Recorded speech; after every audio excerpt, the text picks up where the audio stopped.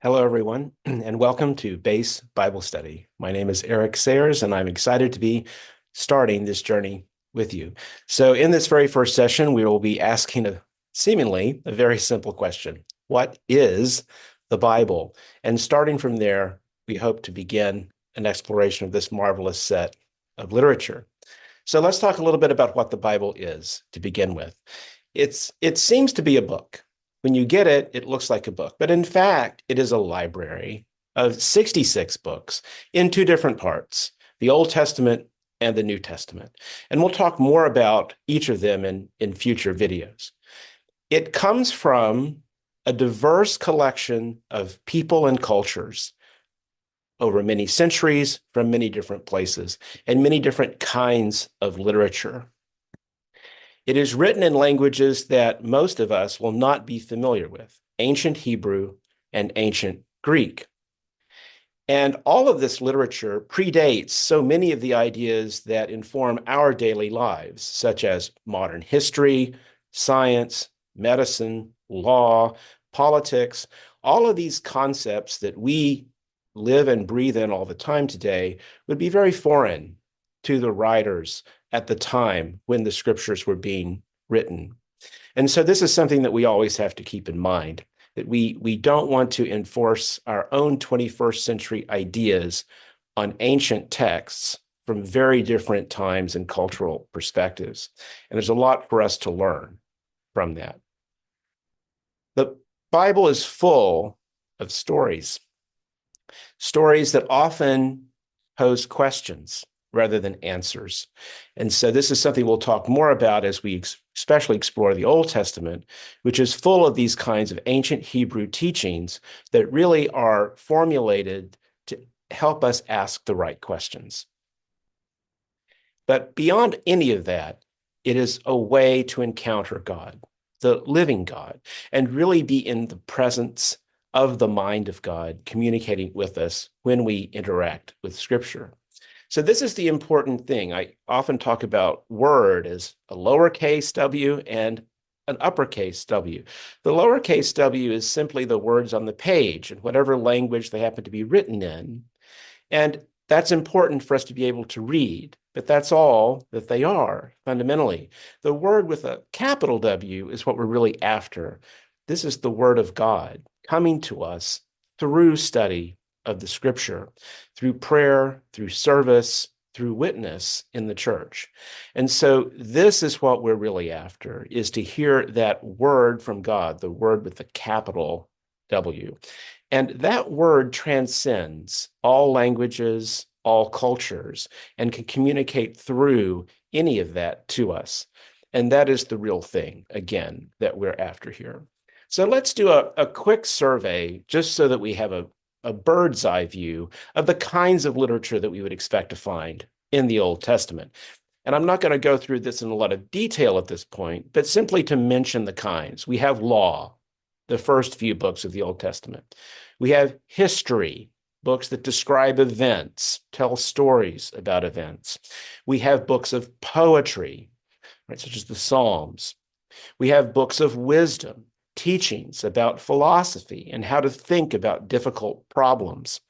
We have narrative stories that function much as a novel might, right? And they are really set in that form, in that literature style. We have many books of prophecy, and we'll talk in an entire video about how to think about Old Testament prophecy and its role and how to understand that. And finally, apocalyptic literature, the book of Daniel. And for those of you who may be looking far down the road, the book of Revelation, the New Testament, is the more famous apocalypse. But these are the different kinds of literature. It's a variety pack. And we don't read all these kinds of literature the same way. If we know that this is a kind of literature as a poem, we will not read that in the same way as if it were a book of law or a book of history or a prophetic book. We have different expectations, and we have different ways in which we read each of these kinds of literature types. And so it's important to understand that we have to think about that context before we begin to really explore the books themselves. So let's talk a little bit about the timing. of all of this. When was the Old Testament written? How long did that take? Let's start with the events that are described in the Old Testament. They go back to about 2000 BCE. So this is about 4,000 years ago, long time ago, right? And they cover about 1,500 years of history of the Hebrew people. So a vast amount of history. For about the first 1,000 years of this period, nothing was written down. All of this was oral tradition, oral history, people sitting around campfires, people in tent meetings, people collecting together and sharing stories. No one could read or write. Very few people could throughout most of history, in fact, but particularly in this time. So what we have that comes from this period came through word of mouth, through oral tradition. It wasn't until about 1000 BCE, this is the time of the great kings of David and Solomon, we'll talk more about them later also, things began to be compiled and written down because now we had a kingly court, we had scribes, we had the development of law and regulations and government.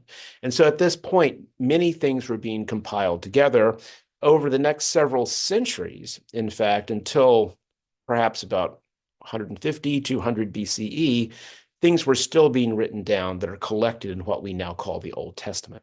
So about 1,000 years of oral tradition, another 800 or so years of writing, compiling, and editing by many different authors.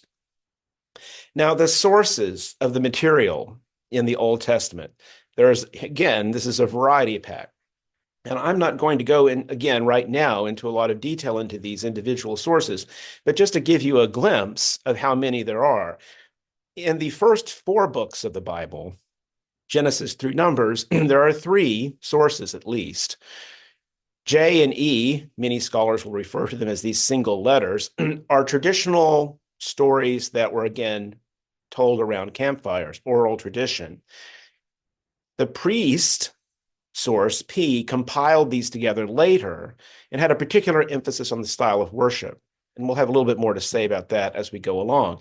Another source called D is responsible for the book of Deuteronomy all the way through the book of 2 Kings. This is the big name for this source is the Deuteronomistic historian. And this is a collection of authors that told the whole story of Israel from the beginning throughout all the kings. And we'll talk again more about this coming up. Another source was C, responsible for the 2 books of Chronicles, which largely duplicate the king, 1st and 2nd Kings. And so this is just another parallel source that we have that enriches our understanding of that period of time. The prophetic books all come from different sources because they're different prophets, right? And so the prophets would have writings that were either written down for them, they wrote themselves, their disciples wrote them down, these were edited. Most of the prophets were sermons, right? And so all of this material was collected, and then we now have those books from those scrolls, from all of those different sources. And then things like the Psalms, the Proverbs, many sources, right? And we'll talk about that, but there's a variety of other sources beyond these. So again, many, many different people over centuries contributed to what we now call the Old Testament. So how did it come to us? How do we get the Old Testament that we now have? So I'm going to do this again, very high level, but there's 2 basic sources. There's the ancient writings that we were just referring to, and then there's some later works, and I'll talk a little bit more about these, but these are things closer to the time of Christ, a couple of hundred years before 0 BCE, so if you will. So let's start with the ancient writings. These were eventually collected into a canon in about 90 CE. So it took a long time. Remember, the event started at 2000 BCE. There was a millennia of oral tradition. There was 800 years until about 200 BCE with all the writing, all the editing. And then finally, over another century, until we get even beyond the time of Christ, 90 CE, before we really have a text that is something that we could say is an initial compiled text of all this literature. But it wasn't until the Middle Ages, like 600 to 900 CE, before we get what is called the Masoretic text, which most Jews today see as the canonical Old Testament. Took a long time to compile all of this literature together. And again, all of this literature is in Hebrew. Now, at the same time, there were other folks at work in the Hellenistic world in the time of around 200 BCE, when everyone was speaking Greek. And because if you wanted to understand something at that time, because Greek was like English today, Greek was the universal language. If you wanted scholars or, important people, the educated class at the time to understand something, it had to be in Greek. So there was an effort to translate all of these ancient Hebrew writings, like they were translating everything else, into Greek. That is called the Septuagint, right? About 200 BCE. So we have this document. It's often abbreviated LXX. You'll see it's in Greek. It's a Greek version of the Old Testament. Now, what happened is in about 400 CE, Jerome translated that text into Latin because the Roman Catholic Church was using Latin as its primary language. So if you want to have the church clergy of Roman Catholicism to understand the text, they need to be reading it in Latin primarily. That was the liturgical language of the church. So we get something called the Vulgate, which was that translation. And then that is now the source of the Roman Catholic Old Testament. Now, the notable thing here is that these later works that I just briefly mentioned are works that were collected by the people who wrote the Septuagint, but that were not part of the ancient collection of Hebrew writings. So what happens is the Roman Catholic Old Testament has these later works within it. All right, so it has both the ancient writings and some of these other later works. Now, meanwhile, let's fast forward to the Protestant Reformation in the 1500s. When Martin Luther began the Reformation, it was very important to him to get the Old Testament and the New Testament into languages that people could understand, i.e., German. For him, he was in Germany, so he wanted to translate all these texts in German. Now, what Luther did is he was wanting to go back to the original sources. He didn't want to depend on all the translations in the Catholic Church. He wanted to go back to the original Hebrew sources, so he did. He went back to the Masoretic texts, those kinds of Hebrew sources, and translated them into German. Guess what? Those Masoretic texts do not include those green later works up here, right? So that ended up making the Protestant Old Testament that Luther translated different from the Roman Catholic Old Testament, which included these later works. These later works are currently called the Apocrypha, and there are a variety of books that are not in Protestant Old Testaments, but are in Roman Catholic and Orthodox Old Testaments. And if you get a Bible today, you might find them between the Old and New Testaments. The apocryphal books will be there. So this is just an example of some of the complexity that has happened over the centuries in how these texts have appeared to us. And this is a Wikipedia page. There are several different collections that are all Old Testament, but they have different books in them. If you're a Protestant, you have not as many books, right? The Protestant column is here. The Catholic, the Eastern Orthodox have additional books from these other sources. They aren't always called the same thing, right? And so this is just part of the complexity of the historical evolution of this group of texts that we call the Old Testament. It's a fascinating subject. That's enough, I think, to get us started. And there's much more to explore on your own, if you will. But let's switch gears now to the New Testament. How does it compare? Well, the New Testament, let's just say it, is much simpler, right? It happened over a very smaller amount of time. Look at this. So this is the Old Testament. This is basically the settings of the Old Testament, right? We talked about it starting at 2000 BC, going up to 0. Well, where does the New Testament fit in? That tiny little thing there, right? It's only a little bit of time, a few decades, right? As opposed to centuries for the Old Testament. And the writing of the New Testament is this tiny blip, all right, on this timeline. Tiny, tiny, right? So the New Testament occurred over a very focused amount of time. What kind of literature would we find in the New Testament as compared to the Old? Gospels, right? Many of you may have heard Matthew, Mark, and Luke, and John. This is not something you find in the Old Testament, but a particular kind of literature that you find in the New Testament. There is a book of history called Acts, or Acts of the Apostles. We have a huge number of letters. In fact, most of the books in the New Testament are letters, and they come from roughly three sources.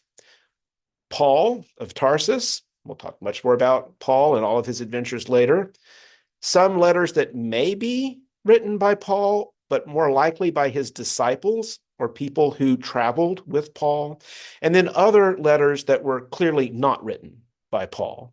And so Paul is an amazingly important presence in the Old Testament. He's responsible for most of the literature in the New Testament. I'm sorry, excuse me, the New Testament. Major figure in the New Testament, responsible for most of the literature in the New Testament. We'll have much more to say about that later. And then finally, one book, the very famous book, Revelation, that is an apocalypse at the end.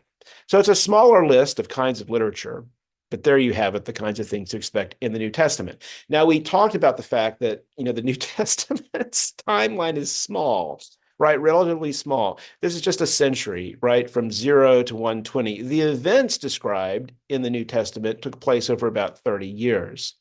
All right. So we're talking about, well, you could possibly say, let's talk about 0, where the birth of Christ is. So maybe 60 years. But we only have the birth of Christ. Then we jump shift about 30 years to when his ministry began. His ministry began around 30-ish CE, lasted for 3 years. That's it. But Paul's ministry lasted for about a couple of decades. And there were other events described up until the time where Paul was martyred, which was likely around 64 CE in Rome, probably around the same time that Peter was martyred. So those are the events, right, that are really described. There is a period in the New Testament compilation that we might call the eyewitness period. This was a period of time when disciples who knew Jesus, who had met Jesus, who had heard Jesus preach, speak, heal, et cetera, were still alive, right? You could go talk to them.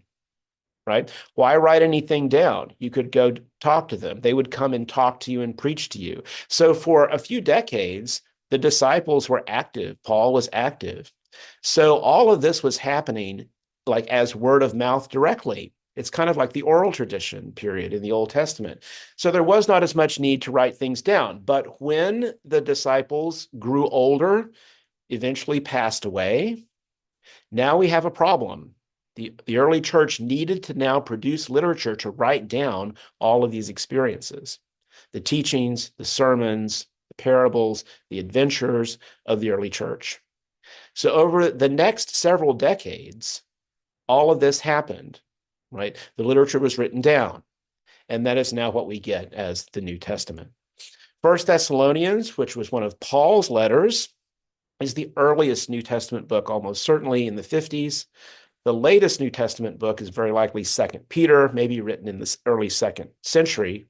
And just to point out, Paul's letters predated the Gospels in general. That's not the order. We see them in the Bible, but Mark, Matthew, Luke, and John all happened significantly later than Paul's career. And so Paul's letters came first, and then after that period of time, when things were being compiled over the next several decades, is when we see the Gospels start appearing. The New Testament canon. How did we get the New Testament? We went through that very complicated diagram about the Old Testament, right? The Masoretic text and the Apocrypha. There are 27 books in the New Testament. Everyone agrees. Remarkable, right? Everyone agrees. Right? It was first compiled together by Athanasius in 367. It's a list of 27 books. They were all written originally in Greek. There are 4 Gospels. There are many other Gospels, right? There are many other Gospels. You might have heard of the Gospel of Thomas. There's Mary Magdalene, Peter, various other materials. 4 were chosen by the early church because they were most respected, most widely read, and were most influential. Again, there were other writings beyond the Gospels. There are likely, we don't know how many early Christian writings there were. Very likely many. Most don't survive. The ones that did survive are the ones that churches felt were most valuable. All Christians today use the same set of books. Doesn't matter whether you're Orthodox or Catholic or Protestant. Everybody agrees these are the 27 books. Now, what about English versions of the Bible? How do we get Bibles that we all can read? So, the Coverdale Bible in 1535 was the first Bible completely translated into English. King James Version, which many of you will have heard of, came not that long after and is the most widespread, and even to this day. There are many other translations that are available to us, and I'm not going to try and go through all of them right now, but they keep coming out because the point is the Hebrew and Greek are ancient languages. The way that we want to express the meanings of those ancient languages to modern readers changes as modern English changes. English is not the same 100 years ago as it is today. How we talk about things changes. So it's a continual evolution of scholarship to try to maintain translations of the Bible that align with the way that people read and speak today. The Common English Bible, for example, is a fairly recent and very popular translation exactly to do this. And it's not the only one. They're all trying to do this, but to get the Bible into very readable language. I would also mention there's another kind of version of the Bible called a paraphrase. The translations, which we were talking about, really do try and translate the Greek and Hebrew directly. But paraphrases don't try to do a line-by-line translation. They rather just try to recast the text using modern language. And they may change things, right? But they're trying to get the meaning across. The Message is one of the most famous by Eugene Peterson, and many people find it very revelatory. Like the first time that they'll read the Message, they'll understand something that they've never understood before. So it can be a real gift, these paraphrases. The Living Bible is another very famous one. They're best used in conjunction with a real translation, right? To help you see the original text and then another way of reading it or another way of hearing it through the paraphrase. So how have we read the Bible over time? And just briefly to give a sense, the printing press, again, happened right before all of these Bibles started coming out in other languages, such as in the Gutenberg Bible, for example, the first book to be printed. And this happened right before the Reformation, and that's no accident, because now that you have the Bible able to be printed, you can now distribute it more, and it now becomes something of the people and not just the church. So everyone can start having access to it. And again, the Coverdale Bible, you notice how quickly it came out right after the Reformation. This is all related. I will just say, and I don't mean to be critical in any way, but there was a massive period of illiteracy from all the way back that we talked about, 2000 BCE, where it was all oral tradition, all the way up until about this time, around the 1500s, where no one could read, no one could write. Most people couldn't. So, for example, that's why you have stained glass windows in all of the Roman Catholic cathedrals, because that's how you tell the Bible stories to the common person who can't read, right? And so it wasn't until the time of about the 1500s where people could have access to books, normal people could, and reading became something that really was a possibility, lay readership, which is a hugely important element of the Protestant Reformation, is the ability for everyone to access Scripture directly. And it comes down to this interesting observation also that for so long in the Catholic Church, the church tends to be the authority because the church was teaching people who could not access the Scriptures directly. The church had to teach them to them. But for Protestants, that has shifted to the texts themselves because we all can read them. And because we are lay readers, we now see the authority as not with the church, but with the text, with the Bible itself. So I'll end with just this idea about word, the little word and the capital W word. There are many translations. There are many languages. That's all fine. The point, though, is to get to the capital W word, which can transcend all of these different elements of history, all this complexity, to reach us even today and to communicate to us just as clearly as at any other point in history, regardless of the language that we speak. So thank you. I hope this was helpful, and we'll see you in the next video.